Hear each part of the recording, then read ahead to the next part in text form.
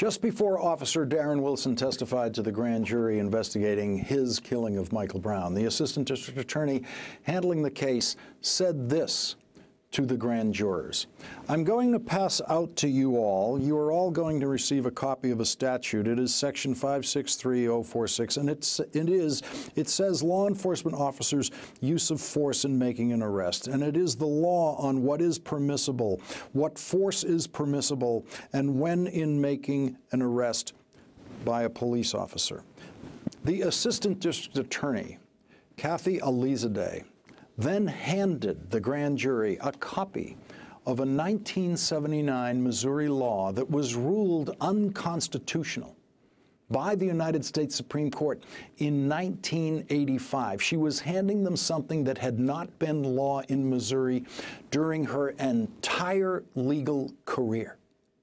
But it was very helpful to Officer Darren Wilson that the assistant district attorney handed the grand jury an old unconstitutional law which said incorrectly that it is legal to shoot fleeing suspects simply because they are fleeing. By handing the grand jury that unconstitutional law, the assistant district attorney dramatically lowered the standard by which Darren Wilson could be judged. She was telling the grand jury with that document that Darren Wilson had the right, the legal right, to shoot and kill Michael Brown as soon as Michael Brown started running away from him. She was telling the grand jury that Darren Wilson didn't have to feel his life threatened at all by Michael Brown. She was taking the hurdle that Darren Wilson had to get over in his testimony and flattening it. She was making it impossible for Darren Wilson to fail in front of this grand jury. She was doing all of that by handing the grand jury a so-called law that has never been the law of Missouri during her entire legal career. The portion of the Missouri law that was ruled unconstitutional says that a police officer is justified in the use of such physical force as he or she reasonably believes is immediately necessary to effect the arrest or prevent the escape from custody. That was ruled unconstitutional by the United States Supreme Court in 1985. It was legal to shoot and kill fleeing suspects in most states until the Supreme Court made it illegal in 1985, and everyone in law enforcement knows that, everyone except the two assistant district attorneys who were presenting the evidence to the grand jury in one of the most important cases of police use of deadly force in this country since 1985. There is nothing more helpful the assistant district attorney could have done for Officer Darren Wilson right before his testimony, than show that incorrect, outdated, unconstitutional law to the grand jury. The grand jury then listened to Officer Wilson's testimony with the belief that anything he did to Michael Brown would be fully justified legally simply because Michael Brown at some point ran away from Officer Wilson. There was a time when that's all you had to do in America to be legally shot and killed by a police officer, just run away from the officer. In those days, American police were summarily executing people in the streets for suspicion of crimes that, if they were convicted for, they would not have gotten the death penalty, and in many cases not even gone to jail.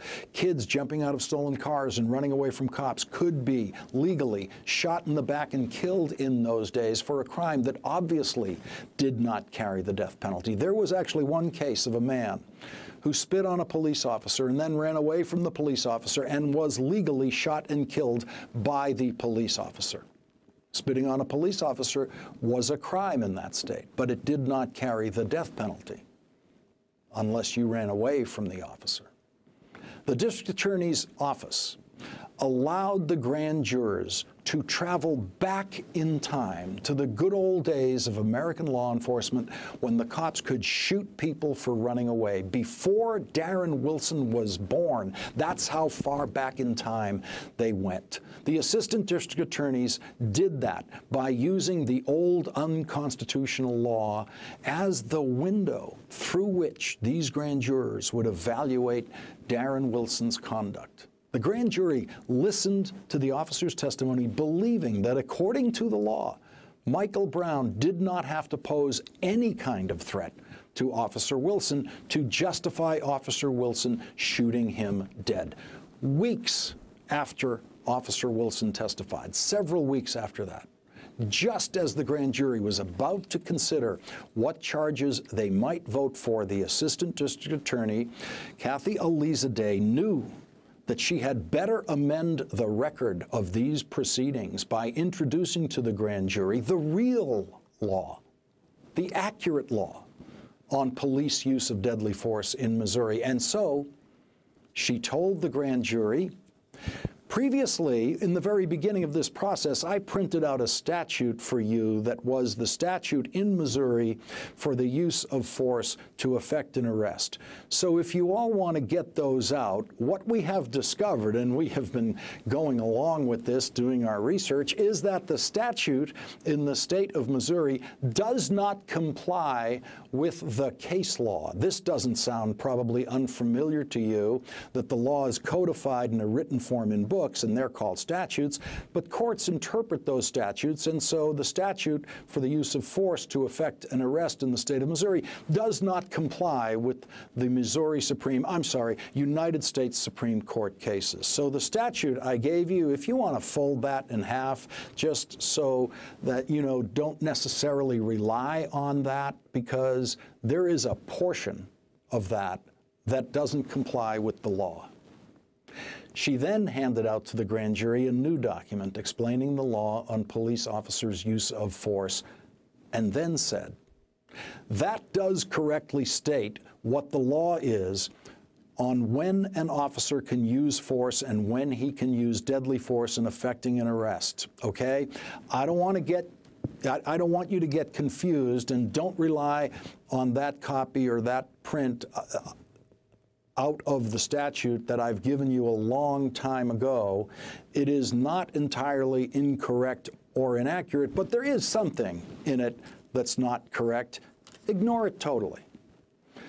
A grand juror then asked, the Supreme Court, federal court, overrides Missouri statutes?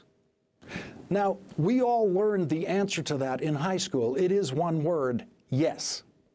That is why we no longer have segregated schools in this country. The Supreme Court said it was unconstitutional and illegal to have segregated schools, and that is the only reason states like Mississippi and Alabama and Arkansas and, yes, Missouri no longer have segregated schools. But the Assistant District Attorney, when asked the simplest question she could possibly be asked by a grand juror, does the Supreme Court override Missouri statutes, couldn't bring herself to say a simple, truthful yes.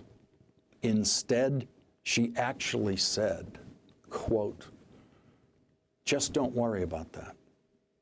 Her full reply, word for word, was, as far as you need to know, just don't worry about that. The other Assistant District Attorney in the room added, we don't want to get into a law class. America already had a law class on this when Alabama Governor George Wallace stood in the doorway to prevent the first black students from attending class at the University of Alabama because the United States Supreme Court had ruled states' segregation laws to be unconstitutional. The federal government crushed the little, powerless, angry governor of Alabama when he needed to be crushed in that doorway by the righteous power of the United States Supreme Court and the federal government. It doesn't take a law class to explain to a grand juror that, yes, the United States Supreme Court does indeed override Missouri statutes. It takes one word. Yes. But that is not the worst, most unprofessional aspect of Assistant District Attorney Kathy Elizalde's presentation to the grand jury about this law. The very worst part of it is that she never, ever explained to the grand jury what was incorrect about the unconstitutional statute that she had given them and left with them as one of their official papers for weeks and weeks and weeks. You will not find another legal proceeding in which jurors and grand jurors are simply handed a law and then weeks later handed a correction to that law, and then the grand jurors are simply left to figure out the difference in the laws by themselves. That is actually something you would do in a law class. Figure it out by yourself. With prosecutors like this, Darren Wilson never really needed a defense lawyer. You are all going to receive a copy of a statute. It is section 563046, and it says law enforcement officers' use of force in making an arrest, and it is the law on what is permissible, what force is permissible. Just before Officer Darren Wilson testified to the grand jury investigating his killing of Michael Brown, the assistant district attorney handling the case said this to the grand jurors: "I'm going to pass out to you, and when in making an arrest by a police officer." The assistant district attorney, Kathy Alizadeh, then handed the grand jury a copy of a 1979 Missouri law that was ruled unconstitutional by the United States Supreme Court in 1985. She was handing them something that had not been law in Missouri during her entire legal career. But it was very helpful to Officer Darren Wilson that the assistant district attorney handed the grand jury an old unconstitutional law which said incorrectly that it is legal to shoot fleeing suspects